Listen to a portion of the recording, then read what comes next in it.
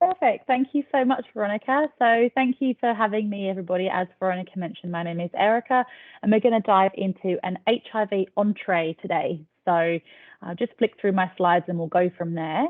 I'm coming to you from WAC. So this is one of our mission statements is healthy, positive people in inclusive, connected communities. And as I mentioned, this is our HIV entree. So it's an introduction to an overview of human immunodeficiency virus. So before I jump straight into it, I'd just like to take a second or a moment to acknowledge the Whadjuk people of the Noongar Nation. We believe that they're obviously the first and true custodians of the land on which we meet today. So I think I heard somebody's tuning in from Katanning. So we're going to be coming in from all different parts of the land. So just take that moment to really pay your respects and feel a little bit of gratitude for the land that you're coming on today, and pay your respects to the elders past, present and emerging. Okay, so my name is Erica and my pronouns are she, her, and we are, yes, going to be diving into HIV 101 today. I do welcome you to ask any questions that you'd like to. Of course, we've got this quick 30-minute bite, so I am going to just be chatting to you rather than having sort of interactive activities, but please do feel free to write any questions in the chat box, and I'll hopefully have a few minutes at the end for any verbal questions if you'd like to, unmute yourself and ask a question. And Veronica's here to kind of help survey those questions too, so she can interrupt me if she needs to ask a question as we go along, and I will check the chat box as well. I've got a quick brief slide here of WAC and the services that we provide. I'm not going to spend too long going through that, but I know that we do have these sessions recorded to refer back to, and also I can send out the slides to anybody that may need to as well, just so that you're aware of the services that we provide and any other ways that we might be able to engage in the future or have any other service deliveries as well. And if you've got any questions, please feel free to email myself or Veronica afterwards, or ask any questions at the end as well. And yeah, feel free to screenshot or refer back to the recording to find out more about WAC services. All right, so today we're going to be going through what is HIV, so what is human immunodeficiency virus, and then we're going to look at how it affects the body, so what actually happens within our bodies if we are infected with HIV. We're going to have some statistics, so we're going to look at how many people are living with it. I've got some global statistics and some Australia-wide statistics as well. Then we're going to look at transmission, so exactly how HIV is transmitted. A lot of misunderstanding happens or occurs around transmission, and we find it's really important for people to really understand how HIV is transmitted. And then we're going to look at some treatment and prevention as well. So diving straight in, I'm going to just have this slide up here to, I guess, illustrate the difference between HIV and AIDS. And I think one of the biggest education points that we may find as service providers or educators is helping people understand the difference between the two. So HIV stands for human immunodeficiency virus. And this is the virus that we're talking about within the body. This is the this is the virus that can be transmitted from person to person. And then we've got AIDS, which is acquired immune deficiency syndrome. Now, AIDS is actually a state that the body reaches when HIV has been inside attacking the immune system for quite some time. So we're going to look into this in a little bit more detail. But what you'll find, especially if you work with young people, I found, you can find that people use HIV and AIDS interchangeably, and it's a really strong learning moment when you can actually take that time to sit down with somebody or just to kind of say, hey, actually, I think you might mean HIV when you say AIDS, because it's still for a lot of people, it's still quite confusing as to actually what the two are. And even in literature, they're still written sort of HIV/AIDS. So it's not always, made clear. And I think it's really important to make it clear. Oh, hello, I can hear somebody. If we can all stick our microphones on mute, that would be fantastic. So yeah, having that learning moment with people when you can, making sure that they understand the difference between HIV and AIDS. So again, HIV is the virus and AIDS is the syndrome or the state that the body reaches when HIV has been inside the body for a very long period of time. Okay, so this is my little GIF or my little animation of what happens inside the body with HIV. So these little round green particles you can see denote or they are representing HIV. And this bigger sort of pink circle with the blue circle in the middle, this is illustrating a CD4 cell. So if you remember anything from HIV or from this presentation in terms of what happens within the body, you want to remember CD4 cells. And very simply put, CD4 cells are basically kind of like our first line of defense of the immune system. And those little green HIV particles, so basically CD4 cells are what HIV likes to target. HIV likes to hang out with CD4, go inside CD4, and uses a lot of the different sort of proteins and things within a CD4 cell to basically replicate itself. So HIV is it's quite clever. It searches out those CD4 cells and it uses all of the matter and the material within the CD4 cell to replicate itself. So that's basically on a basic level what's happening inside the body with HIV. And then if we refer back to the last slide I was talking about with AIDS, what happens is eventually this CD4 cells, they get destroyed by HIV. So they become quite tired, they become quite tired out. And they sort of are used to replicate HIV and eventually then become so tired they get destroyed, and therefore our immune system is compromised. And the longer that this happens for, the less CD4 cells are in the body and the less likely we are to be able to fight off HIV itself, but also other infections, general colds, all sorts of other illnesses too. So it really does over time start to unfortunately affect that immune system. So when we're looking at the stages, so when this happens in stages, when this graph might be a little bit hard to understand at first, but I'm going to go through and explain it to you. So if we look along the bottom, they're the stages of HIV within the body. You can see from ground zero there, so just before infection, you've got the acute phase in that sort of first period, and then you kind of moving between the acute and the asymptomatic phase, and then moving between asymptomatic and eventually heading towards the acquired immune deficiency syndrome stage. And then you've got these two lines, the blue wiggly line and the red wiggly line. So the red line is sort of illustrating the timeline of HIV, and the blue is sort of illustrating our CD4 cells. So you can see some numbers along these lines as well. So I'm going to go through and explain those too, because once we understand those numbers, we can understand why and how our treatment for HIV works as well. So before infection with HIV, you can see that the viral load or the amount of virus in the body is at 0. And a healthy immune system generally is thought of to have between 550 to 1,400 cell count of CD4 cells. So that number there is whenever it's between there. It can be fluctuating depending on what things you might be fighting off in the background, but ultimately between that kind of number. I think we've still got somebody without their microphone muted. If we could all just check if our microphones are muted, that would be fantastic. And then, so here in the acute phase it begins with infection of HIV. And those, as I mentioned before, those HIV particles start to rise because they are basically new inside the body. They've got access to a lot of those CD4 cells, and they basically just go on a bit of a playing spree with those CD4 cells, and the viral load of the cell count starts to rise.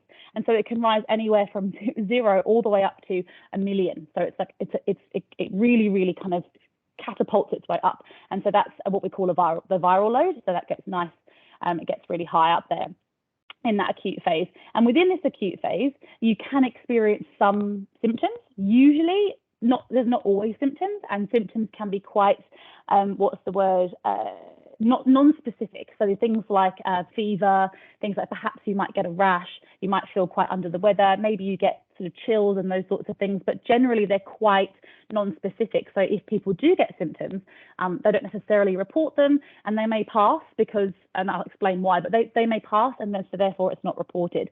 And so that's why it's so important to be talking about HIV, because generally speaking, a lot of people don't actually get any symptoms until HIV's been in their system for a very, very long time. So then after that viral load peaks, it actually starts to fall down again. Because our bodies are really, really smart, our CD4 cell count, our immune system, actually gets a little bit of a handle on HIV. It kind of starts to work out the way that the virus is working and put up, some immune response to HIV. So that basically means the immune system, those CD4 cells, start to fight back and actually sort of get a little bit of control over the virus for a while. as you can see though from those numbers, even when it does start to get a little bit more control, it doesn't go quite back as high as it was before, but high enough that you're feeling relatively normal, relatively healthy. So the green arrow there, while we're in our acute phase, that green arrow denotes the kind of end of the acute phase in a way, and that's denoting something called seroconversion. That basically means that our immune system has mounted a response. So that's actually when we can show up on a test, on a blood test, because we're looking for the antibodies that your immune system has created. And so once you've kind of seroconverted, and that can happen in different phases for different people, but generally it happens within 3 months. Some people seroconvert a lot earlier, and some people take up to 3 months. And that's why testing for HIV happens, we say, sort of every 3 months, even though we can pick it up earlier generally, still want to get tested every 3 months. And so once that seroconversion has happened, we then enter our asymptomatic phase. And it's so cool because we can basically live for quite a long time with our sort of an internal battle going on that we actually don't know anything about. So there might not be, again, any symptoms. And if there are, again, they can be show up as very non-specific, and it might just be, oh, I've felt a bit lethargic during this period, or maybe had some kind of like fever or something like that, maybe headaches, but nothing that's particularly specific. So we can actually live for quite a long time within the asymptomatic phase, not knowing that anything's going on. All the meanwhile, our CD4 cell count's kind of fighting HIV and keeping it at at a general level. And then eventually CD4 cell count starts to drop once more because HIV starts to get a handle on things. Can we just pop our microphones on whoever's popped into the session? I've just got a little bit of feedback there. Thank you. And then so the HIV, the viral load starts to rise again, and CD4 cell count starts to drop down. And you can see here our green circle around the AIDS phase of untreated HIV. So basically, when our CD4 cell count drops down below 200, and then there's presence of other AIDS-related illnesses, so opportunistic infections, that's basically that characterizes AIDS. So that's when a medical professional will say, okay, so there's a CD4 cell count below 200, and there's the presence of other opportunistic infections, which basically means infections that we don't actually see in people that have a generally good immune system. These are infections like tuberculosis, certain types of cancers, brain infections, and those sort of things that are able to occur basically because there's not the presence of an immune system to fight them off. And then our HIV viral load starts to rise back up again. So you can see that the HIV viral load has like a sort of a fluctuation across the journey of this infection as it's been untreated, as does that CD4 cell count. So so those are the things that we're testing when we're sort of treating somebody that is living with HIV. Those are the levels that are being tested all the time. And the great thing about this is, and we'll come full circle, and you'll see this again characterized, and we'll put that against somebody that is being treated, and you'll see those levels are going to look far different because treatment actually sort of brings that viral load all the way down and allows those CD4 cell count to come all the way up. So remembering this is in an untreated, someone that's living with HIV, and it's completely untreated, so it's just left to kind of run its natural course. And these times here on the side are just to give you an idea of the phases that we were talking about. So the acute phase can last anywhere up to 12 weeks. So that's that 3-month point.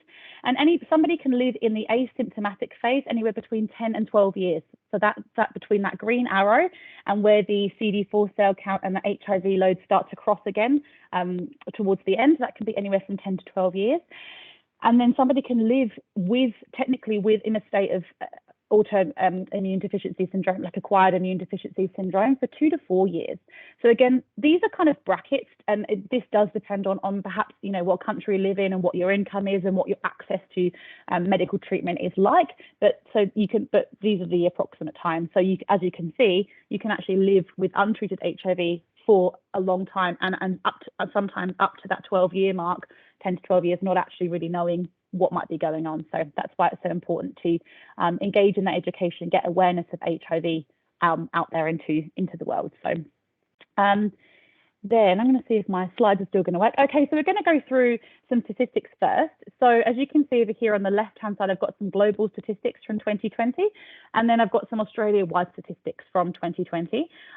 So we've got about estimated 37.7 million people in 2020 living with HIV, as opposed to over in Australia, we've got about 29,000. So we're actually, in terms of the sort of reducing the transmission of HIV and the response to HIV, we're actually doing really well in Australia. We've got a great response to it, but we're still, obviously it's still there, and we're still getting new cases every year, which is why it's important to kind of keep the conversation going.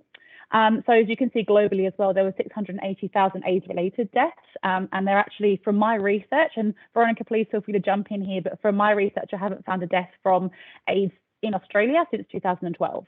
So that's really great to know that we're not we've kind of taken down the development of HIV into AIDS within Australia, which is really great to know. One of the statistics that I found really interesting when we're looking at HIV on a global scale is that 2/3 of that estimated 37.7 million globally, 2/3 of those are actually living in sub-Saharan Africa. So when we actually look at, I've got like a sort of a graph of it, a sort of that visual of it. That's really grave, and that's something that we need to sort of take into consideration. We're having those bigger conversations about HIV in terms of access to treatment and access to to medical intervention for HIV to help sort of stop the spread of HIV globally. But within Australia, we're doing quite well. And then I've got a WA specific statistic here as well for 2021. So overall in 2021, we only had 55 new notifications of HIV within Western Australia, which is great, which is down from 2020. I've got a graph next, or a table next, to show you those numbers. Okay, so here's the notification table, and as you can see on the right-hand side, I know it looks like a lot of numbers, but I'll just direct you to the right-hand side for 2020. You've got the same reporting period for 2020 on the far right, and then the column just left of that is the year to date, so that's for 2021. So it kind of gives you that reference to each other as you go along, so you can see all the numbers are significantly dropping. Oh, it says 56 there, the total. Oh, on the website for 55, sorry. So we've got 56 there as the total, 72 is the total for 2020. So as you can see, it has reduced significantly between those years, and it has broken down into months and also into categories of how people identify, just to sort of give you an idea across where the notifications are coming from, where we might need to have extra health promotion messages, where we might need to have those extra important conversations with certain communities. And I don't actually have a quarterly report for 2022 yet, but I have heard that in comparison to 2021, the HIV notifications have actually gone up. So if you compare across the quarters, the first 2 quarters, from a couple of sexual health practitioners. So I don't necessarily think it's super high and jumped right up, but it is something that we're aware of in the industry, and that there's actually higher numbers than it was last year. Okay.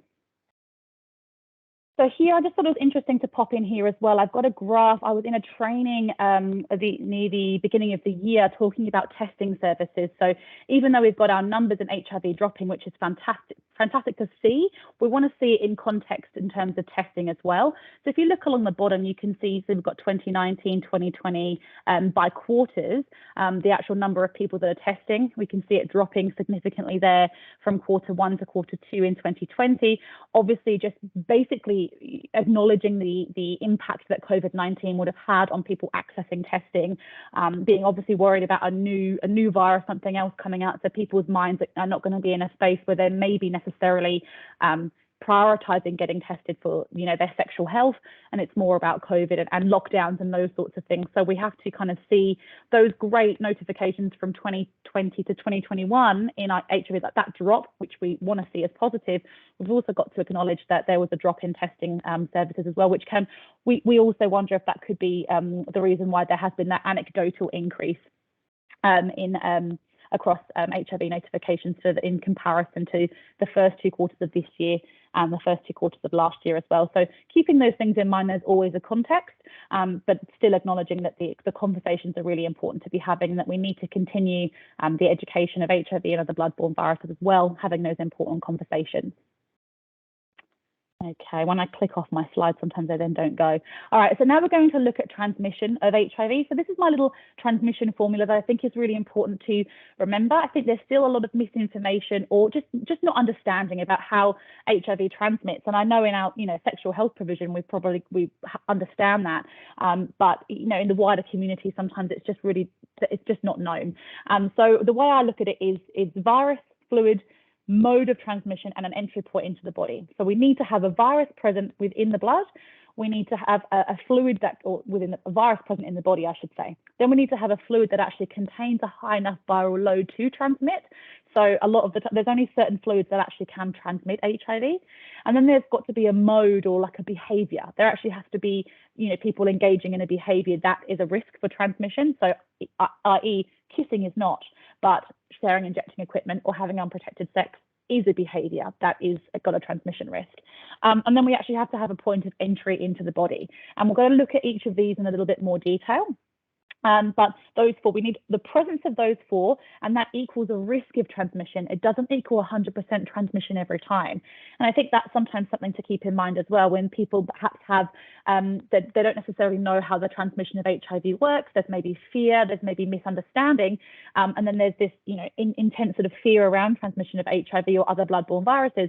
But the truth is it only equals a risk of transmission. It's not 100% every time. And I'm going to talk a little bit more about that, those percentages. I've got a table that shows sort of percentages for you as well.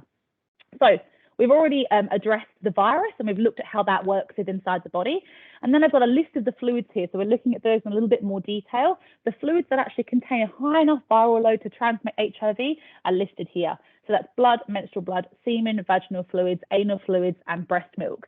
Now we're looking at this across community transmission. So there actually are other fluids inside the body, like cerebral fluid, for example, but the chance of obviously somebody being covered in someone else's cerebral fluid are quite minimal. So that's why we're talking about our blood and our semen and our vaginal fluids and our breast milk as those fluids that contain a high enough viral load, as opposed to other fluids like, for example, saliva and snot, tears, those sorts of things.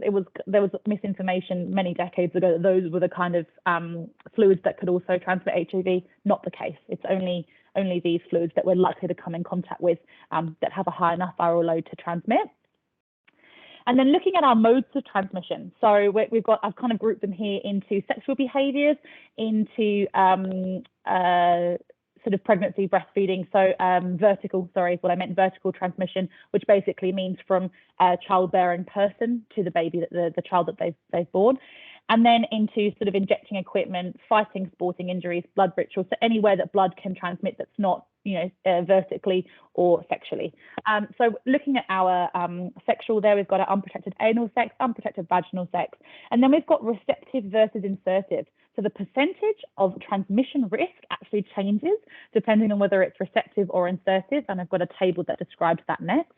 Then we've got pregnancy, breastfeeding, and childbirth. So this is one of the biggest sort of global concerns in countries like sub-Saharan Africa, because pregnancy, breastfeeding, and childbirth, obviously those things are less managed medically, and also, for example, access to other modes of feeding a child is not as easily accessible either. So people, have to breastfeed their child to obviously keep them alive, and then that's a transmission risk as well. So these are the kind of things that are concerns on a global scale of HIV transmission. And then the sharing of injecting equipment, so needles and syringes, razors and toothbrushes, fighting, sporting injuries, and any other blood rituals that can be cultural, they can be sort of more emotional, depending. But things like blood brothers or blood sisters, sometimes people have cultural rituals of cutting the palm and shaking hands and that kind of thing to make those more connective rituals. So just bearing that in mind. So basically anywhere that blood can enter the body of another person. Bearing in mind, particularly with sharing injecting equipment, razors and toothbrushes, is that with HIV transmission specifically, it has to be like instant, like momentary, because HIV doesn't survive out of the body for very long. Hepatitis C, on the other hand, for example, can survive, I think, for up to 7 days. I've heard Jacqueline talking about on surfaces, whereas HIV actually doesn't. So sharing of sex toys, for example, or sharing injection equipment, those sorts of things, is not as high a risk of transmission as it is for hepatitis. But at the same time, if it is momentary, like if you're sharing it straight away, it is very likely can be a transmission risk for HIV. So here are our types of exposure. So basically our exposure risk table, just to give you an idea of what the actual risks there are. So the highest risk here for HIV transmission is actually a blood transfusion, and then it goes down. So the risk per 10,000 exposures basically means if 10,000 people were given a blood transfusion with HIV positive blood, 9,250 of those would end up transmitting or acquiring HIV. And so obviously we're going down the list there. So as you can see in that sexual section of the table, so receptive versus insertive anal intercourse has different risks.